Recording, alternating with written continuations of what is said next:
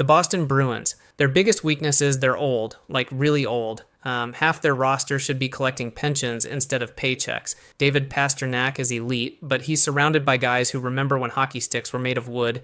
They can still beat bad teams, but when playoffs come and the game gets faster, they look like they're skating in quicksand. Fans keep pretending it's 2011, but that cup team is gone, and what's left is a nursing home on ice. They need young blood, but their salary cap is tied up in contracts for players who peaked during the Obama administration. Brad Marchand is still good, but he's 36 and slowing down, and don't even get me started on their defense core that moves like they're wearing cement skates. The Buffalo Sabres. They're cursed. Plain and simple, they haven't made the playoffs since 2011, which is longer than some of their fans have been alive. Their weakness is they find new ways to lose every single year. They'll start hot, get fans excited, then collapse spectacularly around Christmas like it's a holiday tradition nobody wants. They've had good players like Jack Eichel, but somehow made him hate the team so much he demanded a trade and called the organization dysfunctional on his way out. The fans are loyal but broken inside. They show up to games knowing they'll probably lose but hoping for a miracle that never comes. Buffalo keeps rebuilding but never actually builds anything. It's like they're stuck in permanent construction mode. Even their tank jobs fail because they can't even lose properly. The Detroit Red Wings, they're stuck in hockey purgatory, not good enough to make playoffs, but not bad enough to get,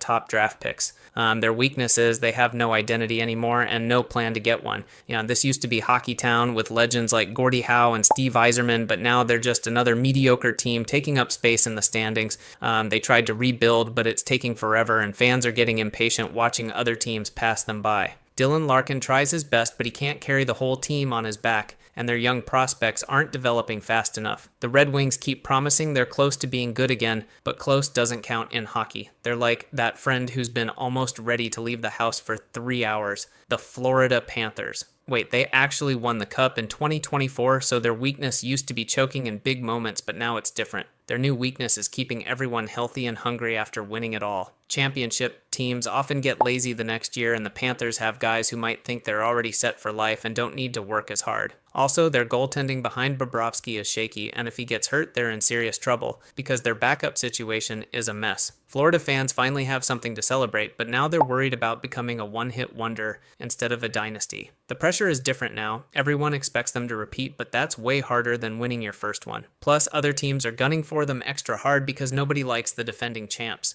the Montreal Canadiens. They're rebuilding, but it's painful to watch and taking way too long. Their weakness is they're too French-Canadian about everything, like they need their coach to speak French even if he's not the best coach available, which limits their options. They have some young talent, but not enough to compete with the big boys in their own division. The fans are passionate but demanding. They expect perfection because of their history with 24 Stanley Cups, but that history is ancient now. Montreal keeps talking about their tradition, but tradition doesn't win games and doesn't develop young players faster. They're stuck between honoring the past and building for the future and doing neither well. Their rebuild feels like it's going in slow motion while other teams zoom past them. The Ottawa Senators. Their owner is known for being cautious with spending. The Senators' weakness is they often hesitate to make big investments in players when it actually matters. Every time they develop someone good, they sometimes trade them away before paying them big contracts because ownership manages the budget tightly. The fans are frustrated because they can see the potential, but ownership treats the team like a business expense instead of an aggressive investment. They play in a barn outside the city that's hard to get to and sometimes half empty because the arena is located in Canada, about 20 to 25 kilometers from downtown Ottawa. Ottawa has some nice young players, but until they start spending more aggressively, they'll keep being mediocre for a while. The Tampa Bay Lightning. They're salary cap wizards, but their weakness is they can't keep everyone forever. Math always wins in the end. They've been so good for so long that their players are expensive and they keep losing key guys to other teams who can pay more. Steven Stamkos left for Nashville after spending his whole career there, and others will follow because Tampa can't afford to keep the band together. Their window is closing fast and they know it but can't stop it. The fans are spoiled from 2 cup wins, but now they're watching their dynasty get picked apart piece by piece like a car in a chop shop. Tampa keeps trying to stay competitive, but math doesn't lie. They can't afford everyone, and their prospects aren't good enough to replace what they're losing. The Toronto Maple Leafs. They choke in the playoffs, period. That's their weakness, and everyone knows it, even their own fans. They look great in the regular season, then fall apart when it matters most, like clockwork. Austin Matthews can score 60 goals, but sometimes disappears in Game 7 when the lights are brightest. The fans are tortured souls who keep believing this will be the year, then get their hearts broken again in the most painful way possible. Toronto has talent, but no mental toughness when the pressure gets real. They're like that kid in school who's smart but can't handle pressure during tests and fails every exam. The Leafs are cursed and their fans know it but can't look away because misery loves company. They haven't won a playoff series in years but keep convincing themselves this time will be different. The Carolina Hurricanes. Their weakness is they're all flash and no substance, like a pretty car with no engine. They do those storm surge celebrations after wins, like they just won the Stanley Cup, but they can't actually win when it counts most. And they have a decent team, but they're too busy trying to be cool and viral on social media instead of focusing on hockey fundamentals. Their fans are loud but fair weather. The arena is only full when they're winning and emptier when they're not. Carolina talks a big game, but when playoff time comes, they usually get bounced early by teams that care more about winning than looking cool. They're like that friend who posts gym selfies but never actually gets in shape, all show and no results. Their whole identity is based on being different, but different doesn't win Stanley Cups. And the Columbus Blue Jackets, they're just sad and have been for way too long. Their weakness is they have no star power and no identity, like they're the generic brand of hockey teams. They've been around for over 20 years and still feel like an expansion team that never figured out what they're supposed to be. Every time they get a good player, he leaves for a better team as soon as he can. Johnny Gaudreau was supposed to change everything, but even he couldn't save them from being boring and bad. The fans try to be passionate, but it's hard to get excited about a team that's always rebuilding and never building anything worth watching. Columbus is like the store brand cereal of hockey teams. Technically, it's cereal, but nobody really wants it when better options exist. The New Jersey Devils. They used to be boring but good, now they're just boring and not even good at being boring. Their weakness is they can't score enough goals and their defense is shaky when it matters. They have some young talent, but not enough to make a real difference in a tough division. The fans remember when they actually mattered with Martin Brodeur standing on his head every night, but those days are long gone and never coming back. New Jersey plays in the shadow of the Rangers, and nobody really cares about them anymore. They're stuck in the middle of the pack, not good enough to make noise, but not bad enough to get sympathy or high draft picks. Devils fans are patient, but patience only goes so far when you're watching mediocrity every night. The New York Islanders, their weakness is they're stuck in the past like a time capsule. They finally got off that terrible island, but they still play a defensive style that some find boring. They have decent players, but their system is so defensive that fans sometimes fall asleep watching them play. The Islanders are afraid to take risks. They'd rather lose 2-1 than win 6-5 because they don't trust their offense. Their fans are loyal but frustrated because they can see other teams getting better while the Islanders stay the same year after year. They're like that person who still uses a flip phone because they're afraid of smartphones, stuck in their comfort zone while the world moves past them. The Arizona Coyotes. They're struggling to find stability and identity. Their weakness is playing in a temporary home at Mullet Arena, a much smaller venue than typical NHL arenas, which affects fan experience and revenue. The Coyotes have had trouble attracting and keeping fans, partly because of venue limitations and market challenges. They've faced financial difficulties and roster turnover, making it hard to build a consistent, competitive team. Arizona hasn't moved to Utah or changed their name. They're still fighting to establish themselves in the desert. Coyotes fans are loyal but frustrated, hoping the team can find a permanent home and start building a future instead of just surviving. The Chicago Blackhawks. They're a disaster wrapped in a scandal covered in shame, and everybody knows it. Their weakness is they're toxic from top to bottom after covering up horrible abuse cases that should have been handled years ago. They used to be a dynasty that everyone respected, but now nobody wants to play there, and nobody should until they clean house completely. The fans are conflicted because they love hockey but hate what their organization did to cover up abuse. Chicago has some young players, but the culture is poisoned, and it's going to take years to fix if it can even be fixed. They're like a restaurant that gave everyone food poisoning. Even if they clean up, nobody trusts them anymore and won't eat there. The Colorado Avalanche. Their weakness is they can't stay healthy when it matters most, like they're cursed by the hockey gods. They have incredible talent with Nathan MacKinnon and Cale Makar, but someone's always hurt in the playoffs when they need everyone healthy. And they won the cup in 2022, but since then it's been injury after injury at the worst possible times. Colorado fans are nervous because their window is wide open, but injuries keep slamming it shut just when things get good. They're like a race car that's the fastest on the track but keeps breaking down before the finish line every single time. When healthy, they're unstoppable and can beat anyone. When hurt, they're just another mediocre team that can't get out of their own way. The Dallas Stars. They're chokers, plain and simple. and everyone can see it coming from miles away. Their weakness is they look great until the pressure gets real. Then they fall apart like a house of cards in the wind. They made the Stanley Cup final recently, but lost when it mattered most. They make the playoffs, but can't finish the job when the stakes get high. Jake Oettinger is elite and keeps them in games, but the team in front of him gets nervous in big moments and leaves him hanging. Stars fans are tired of getting close, but never close enough to actually win anything important. Dallas talks tough, but when it's time to prove it, they usually fold like a cheap suit. They're like that friend who always says they're going to ask out their crush, but never actually does it when the moment comes. The Minnesota Wild, they're the definition of boring hockey and proud of it for some reason. Their weakness is they have no personality and no superstar. They're taking up space in the standings like furniture. They make the playoffs sometimes, but nobody cares because they never do anything exciting or memorable. Kirill Kaprizov is good, but he can't carry a whole team by himself and shouldn't have to. Wild fans are nice people, but they deserve better than watching paint dry every single night for 82 games. Minnesota plays hockey like they're afraid of getting in trouble with their parents, safe and boring and completely forgettable. They're the human equivalent of beige paint. Technically, it's a color, but nobody gets excited about it. The New York Rangers, they're expensive but inconsistent, like buying a luxury car that breaks down constantly. Their weakness is they spend tons of money but can't put it together when it matters most. They have big names, but no chemistry, like a supergroup that sounds good on paper but makes terrible music together. Igor Shesterkin is great, but he can't win games by himself when the team in front of him falls apart. Rangers fans are spoiled and impatient. They want results now, but the team keeps disappointing them in big moments. They're always supposed to be contenders, but something always goes wrong when the stakes get high. New York throws money at problems instead of actually solving them, like putting a Band-Aid on a broken bone. The Philadelphia Flyers, they're trying to be tough, but they're actually soft when it counts. Their weakness is they live in the past when they were the Broad Street Bullies, but now they're just bullies who can't fight and can't play hockey either. They have no elite talent, and their goaltending has been a major weakness recently.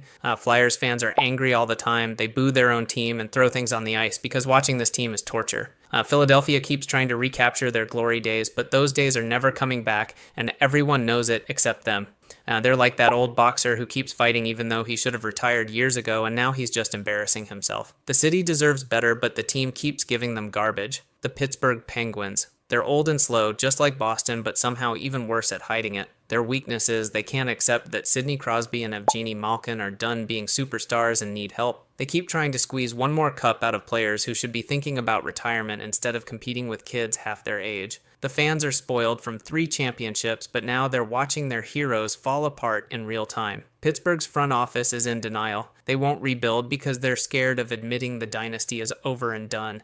They're like parents who won't admit their kids have grown up and moved out, still setting the dinner table for people who aren't coming home. The Washington Capitals. Alexander Ovechkin is still chasing Gretzky's goal record, but the rest of the team is falling apart around him like a house of cards. Their weakness is they built everything around one player, and now he's getting old and can't carry everyone anymore. They won the Cup in 2018, but that feels like a lifetime ago, and the magic is gone. The supporting cast is weak, and their defense is terrible, making Ovechkin work twice as hard for half the results. Capitals fans love Ovechkin, but they're worried about what happens when he's gone because there's nothing left after him. Washington is like a car that's running on fumes. It might get you where you're going, but it's probably going to break down soon and leave you stranded. The Nashville Predators. They used to be loud and fun, but now they're old and slow and depressing to watch. Their weakness is they're still trying to play like it's 2017 when they made the Cup final, but that team is gone and buried. They signed old expensive players thinking they could buy a championship, but it backfired spectacularly, and now they're stuck. Predators fans still show up and make noise because they're loyal, but the team gives them absolutely nothing to cheer about. Nashville's front office panicked after their Cup final loss and made a bunch of bad decisions they can't undo. Now they're stuck with overpaid veterans who can't keep up with younger, faster teams anymore, and everyone can see it except management. The St. Louis Blues, they're defending nothing because their roster has changed drastically after trading key players. Their weakness is they traded away many of their good players, and now they're rebuilding but haven't clearly communicated the plan to the fans. They won the Cup in 2019, but that feels like ancient history now, and the magic has faded. Blues fans are confused because management says they want to compete, but their actions suggest a focus on acquiring draft picks. St. Louis is stuck between rebuilding and trying to win, and doing neither one well enough to matter. They're like someone who can't decide what to order at a restaurant, so they just don't eat anything and go home hungry and disappointed. The Winnipeg Jets, their weakness is they can't keep players who don't want to live in Winnipeg, which is most of them. It's cold, it's boring, and players' wives absolutely hate living there because there's nothing to do. They develop good talent, but watch it leave for warmer cities with better nightlife and more opportunities. Jets fans are passionate but realistic. They know their city isn't glamorous and can't compete with places like Florida or California. Winnipeg tries to compete, but it's hard when half your team is planning their escape route before they even finish their first contract. They're like a small town trying to compete with the big city. The effort and heart are there, but the resources and appeal just aren't. The Anaheim Ducks. They're stuck in the past and can't move on from their glory days. Their weakness is they keep trying to recreate the Mighty Ducks magic, but that was 30 years ago, and this isn't a Disney movie with a happy ending. They have some young talent, but no direction and no plan, like a ship without a captain sailing in circles. Ducks fans remember when they actually mattered with legends like Tima Salan and Scott Niedermayer, but now they're just another bad California team that nobody cares about. Anaheim's front office makes weird decisions, and their coach changes systems every year like he's throwing darts at a board. They're like that person who peaked in high school and won't stop talking about their glory days, even though nobody wants to hear it anymore. The Calgary Flames. They're cursed by their own city and can't escape it no matter what they try. Their weakness is they can never keep their best players because nobody wants to live in Calgary long term when better options exist. It's cold, the taxes are high, and there's absolutely nothing to do except work and watch hockey. They had superstars like Johnny Gaudreau and Matthew Tkachuk, but both bolted for better cities as soon as they could. Flames fans are bitter because they see talent leave every few years like clockwork, and there's nothing they can do about it. Calgary tries to build something special, but players just use them as stepping stones to get somewhere better and warmer. They're like a minor league team pretending to be major league, but everyone can see through the act. The Edmonton Oilers, they have the best player in the world, but somehow can't build a proper team around him. Their weakness is they wasted Connor McDavid's prime years with terrible management and bad teammates who couldn't keep up. They finally made the Cup final in 2024, but lost when it mattered most, which might haunt them forever and define this era. Oilers fans are frustrated because they have a generational talent, but the organization keeps screwing it up with bad decisions. Edmonton's front office finally figured some things out, but it might be too late to build a dynasty around McDavid. They're like having a Ferrari but only being allowed to drive it in traffic jams where you can't use its full potential. The Los Angeles Kings, they're old and getting older every single year like a retirement home on ice. Their weakness is they're still trying to win with players from their 2012 and 2014 Cup teams, but those guys are ancient now and can barely skate. They can't score goals to save their lives, and their power play is so embarrassing it should come with a warning label. Kings fans remember when they were relevant and won championships, but now they're just taking up space in the playoff race. Los Angeles keeps patching holes with duct tape instead of doing a proper rebuild, and it shows every night. They're like trying to fix a broken car with band-aids and hope it might work for a little while, but eventually everything falls apart at once. The San Jose Sharks, they're the worst team in hockey, and they're actually proud of it because they're tanking. Their weakness is they're tanking so hard they make it obvious, like they're not even trying to hide it from anyone anymore. They traded away everyone good and kept everyone terrible on purpose to lose as many games as possible. Sharks fans know the team is deliberately bad, but they're hoping for a high draft pick to make it all worthwhile. San Jose went from playoff contenders to the worst team in the league faster than anyone thought was possible. They're like a house that's being demolished on purpose. You know it's going to be ugly and painful, but you can't stop watching the destruction happen. The Seattle Kraken, they're new but already disappointing, which is impressive in a bad way. Their weakness is they have no identity and no star players, just a bunch of random guys nobody's ever heard of before. So they made the playoffs once by complete accident, but usually they're just there taking up space and collecting paychecks. Kraken fans are enthusiastic and want to support their team, but they don't have much to cheer about on most nights. Seattle's front office talks a big game about building a culture, but culture doesn't score goals or stop pucks. They're like the new kid at school who tries way too hard to fit in but ends up being weird and awkward instead of cool. The Vancouver Canucks. They're completely bipolar. Sometimes they look amazing and sometimes they look absolutely terrible. And their weakness is they can't figure out what kind of team they want to be from one game to the next. They have genuinely good players like Quinn Hughes and Elias Pettersson, but they're maddeningly inconsistent when it matters. Canucks fans are exhausted from all the ups and downs. They want stability, but never get it for more than a few weeks at a time. Vancouver changes coaches and systems like people change clothes, constantly trying new things, but never sticking with anything long enough to see if it works. They're like that friend who's either really happy or really sad with absolutely no in between, and you never know which version you're going to get. The Vegas Golden Knights, they're spoiled and soft like rich kids who never had to work for anything. Their weakness is they think they deserve to win just because they spend money and have a fancy arena with all the bells and whistles. They won the cup in 2023, but acted like they invented hockey and deserved all the credit. Golden Knights fans are new to the sport, but talk like they're experts who've been watching for decades. Vegas keeps trading away picks and prospects for old, expensive players, then wonders why their depth is terrible when injuries hit. They're like rich kids who buy their way onto the team but can't handle it when things get tough, and they actually have to earn something for once.